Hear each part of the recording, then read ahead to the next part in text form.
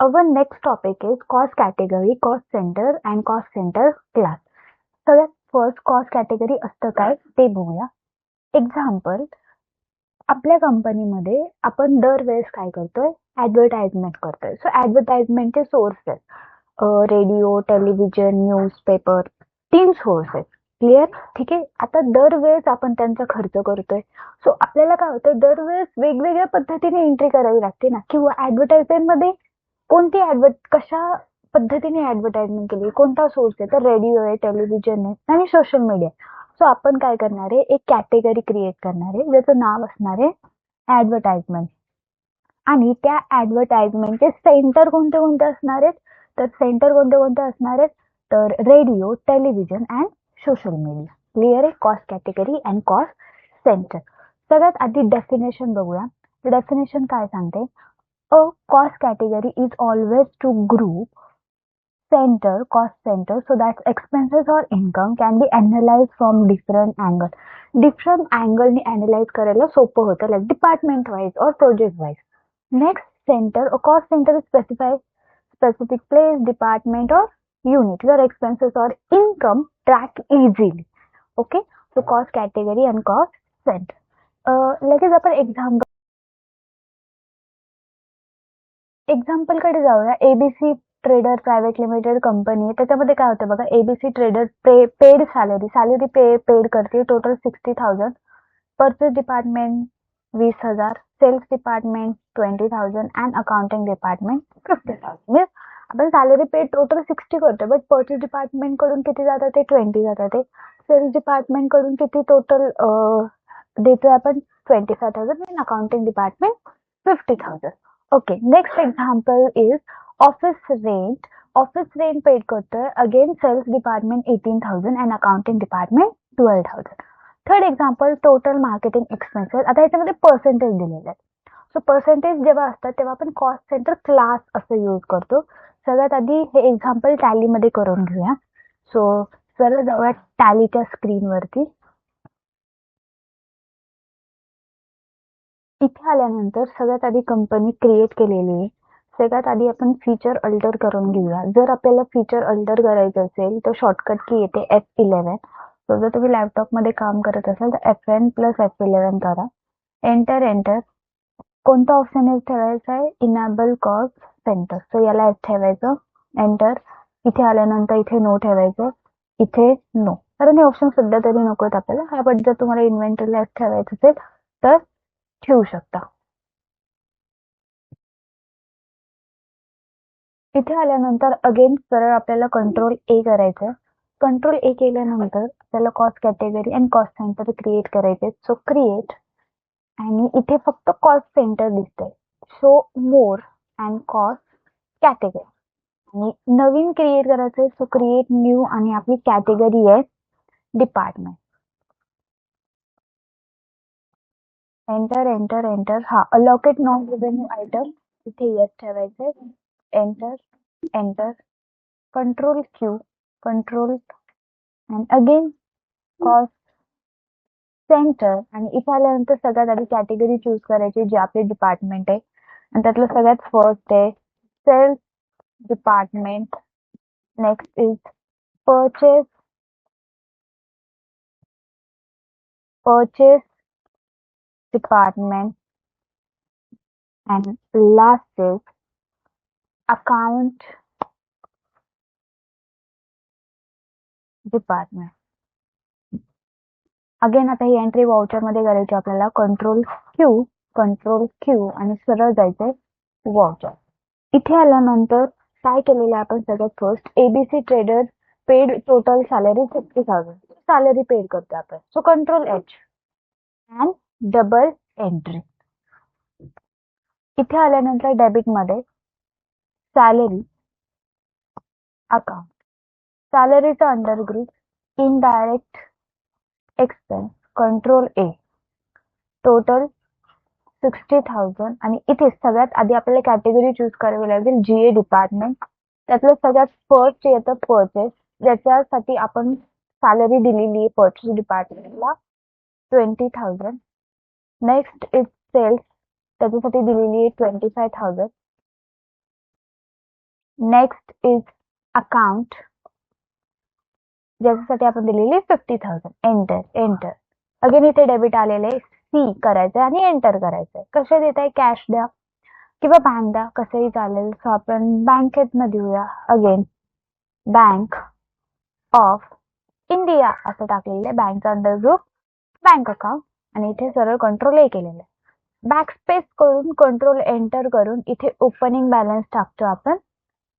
So opening balance 1 lakh असं टाकलेलं आहे आणि सरळ एंटर. इथे चेक देत आहे तर चेक, एंटर. ही झाली आपली first entry. Second entry, office rent paid was 30,000. कसं पेड केलेलं ऑफिस रेंट, 30,000चं ऑफिस रेंट पेड केलेलं. सो अगेन पेड करतोय ना आपण. सो इथे office rent account, again indirect expense, control A. Amount total is 30,000. Again category department आणि इथे सगळ्यात फर्स्ट आहे sales department 18,000 and account department 12,000. Enter. कसे देतोय बँकनी, enter check, control A and control A. Okay, आता थर्ड एंट्री. ह्याच्यामध्ये आपण टोटल मार्केटिंग एक्सपेन्स किती केलेला आहे, 1 lakh rupees. Digital marketing 50, event 30 and print 20.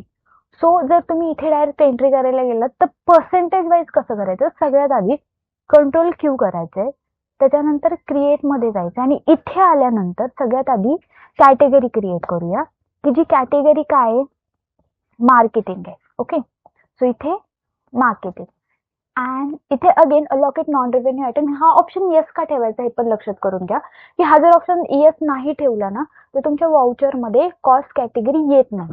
ठीक आहे, तर त्यामुळे हा ऑप्शन काय पाहिजे, येस पाहिजे.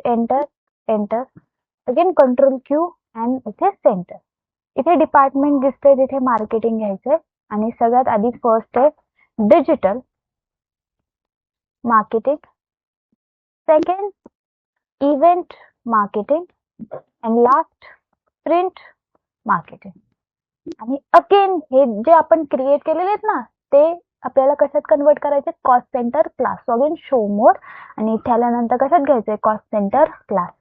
इथे आल्यानंतर सगळ्यात आधी क्लास काय आपला, तर मार्केटिंग हा क्लास आहे.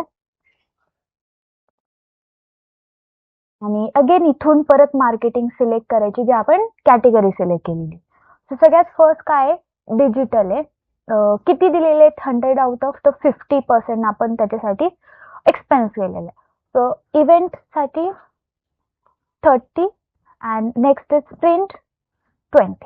क्लिअर आहे, ठीक आहे. बस एवढंच करायचं आणि सरळ कंट्रोल ए करायचं. आपल्या इथे रेडी, कंट्रोल ए. सेव्ह झाल्यानंतर कंट्रोल क्यू आणि परत जायचं इथे वाउचर मध्ये गेल्यानंतर अगेन आपण पेड करतोय, बट इथे एक कंडिशन आहे की वर इथे ऑप्शन आला पाहिजे कॉस्ट सेंटर क्लास. तर त्याच्यासाठी काय करायचंय, सो सगळ्यात आधी इथे F12 करायचं, विसरायचं ना. F12 केल्यानंतर इथे मोर ऑप्शन, शो मोर ऑप्शन, याला येस ठेवायचंय. आणि इथे आल्यानंतर एक ऑप्शन भेटेल तुम्हाला ज्याचं नाव आहे सिलेक्ट कॉस्ट सेंटर क्लास. याला कंपल्सरी येस ठेवायचंच आहे. एंटर करायचं आणि मग करायचं कंट्रोल ए. जेव्हा तुम्ही ह्याला येस ठेवलात तेव्हा तिथे तुम्हाला ऑप्शन भेटेल कॉस्ट सेंटर क्लास आणि आपलं काय आहे तर मार्केटिंग आहे. अगेन डेबिट मध्ये कशासाठी एक्सपेन्स करतोय, सो मार्केटिंग. सो इथे अगेन मी मार्केटिंग असं घेणार आहे आणि अगेन इनडायरेक्ट एक्सपेन्स कंट्रोल आहे. टोटल जी दिलेली आहे ती 1 लाख दिलेली. Okay, enter. इथे अगेन आपल्याला सिलेक्ट करायची काहीच गरज नाहीये, फक्त इथे तुम्ही कशा थ्रू दिलेलं आहे, सो बँक थ्रू दिलेलं आहे किंवा कॅश थ्रू ते टाकावं लागेल. जास्त अमाऊंट होती आपली. सो अगेन कंट्रोल एंटर आणि इथे अगेन ओपनिंग बॅलन्स आपण थोडंसं आपल्याला चेंज करावं लागेल. सो इथे मी 2 लाख असं घेतोय. एंटर अगेन चेक वगैरे, एंटर. बस एवढंच करायचंय. बरं, जे आपण केलंय पर्सेंटेज ते आपल्याला अमाऊंट मध्ये ते दिसलं पाहिजे ना. सो त्याच्यासाठी एक करायचंय तुम्हाला, कीबोर्ड मध्ये पेज अप ही जी की आहे ना ती प्रेस करायची. जसं तुम्ही पेज अप करणार आहात तिथे तुम्हाला तुमचे आन्सर दिसतील. जसे की मार्केटिंग आहे, ज्याच्यासाठी मार्केटिंगसाठी आपण digital marketing 50% means 50,000 1 lakh. Event 30 means 30,000 and print 20 means 20,000. Enter and enter. हा झाला आजचा आपला topic cost centre and cost category. So again एक कंडिशन आहे की जर आपल्याला दरवेळेस cost category cost centre create करायचं असेल तर आपल्याला क्रिएट या ऑप्शन मध्ये जावं लागेल का, तर आन्सर इज नो. दरवेळेस तिथे जायची गरज नाहीये. मग करायचं काय, तर आपण इथून सुद्धा डायरेक्ट करू शकतो. तर नेक्स्ट एंट्री आपण असं करणार आहे की प्रत्येक आपण ब्रँच कडून आपण काय करणार आहे, फीज घेणार आहे. क्लिअर आहे, ठीक आहे.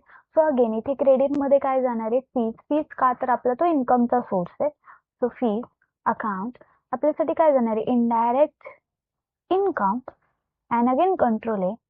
किती अमाऊंट आहे टोटल, टोटल आहे 50,000. आणि इथे अल्ट सी करायचंय. ओके, इथे तुम्हाला कॉस्ट कॅटेगरी दिसेल. इथे आल्यानंतर काय करावं लागेल, कॉस्ट कॅटेगरी क्रिएट करावं लागेल. सो कॅटेगरी काय असणार आहे आपली, branches. Enter enter enter again हा ऑप्शन एस ठेवावा लागेल. Enter and enter enter. त्यानंतर अल्ट सी. सो सगळ्यात फर्स्ट अगेन जिथे मार्केटिंग दिसतंय तिथे आपल्याला काय करावं लागेल, ब्रांचेस सिलेक्ट करावं लागेल. आणि आपली फर्स्ट ब्रांच येते ब्रांच ए.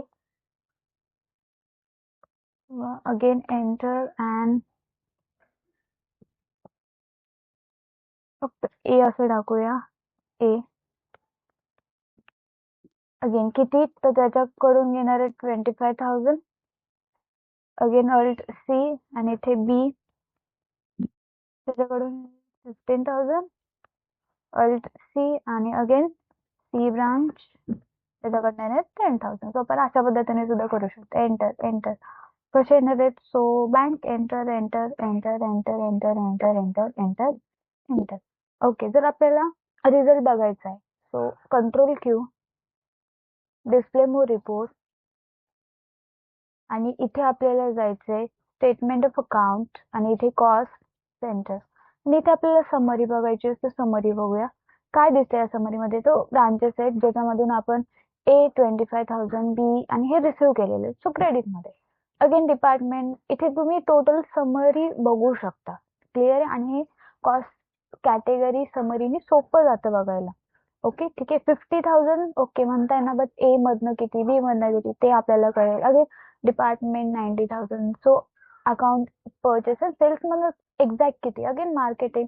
सो या पद्धतीने आपण कॉस्ट कॅटेगरी आणि कॉस्ट सेंटर क्रिएट करू शकतो.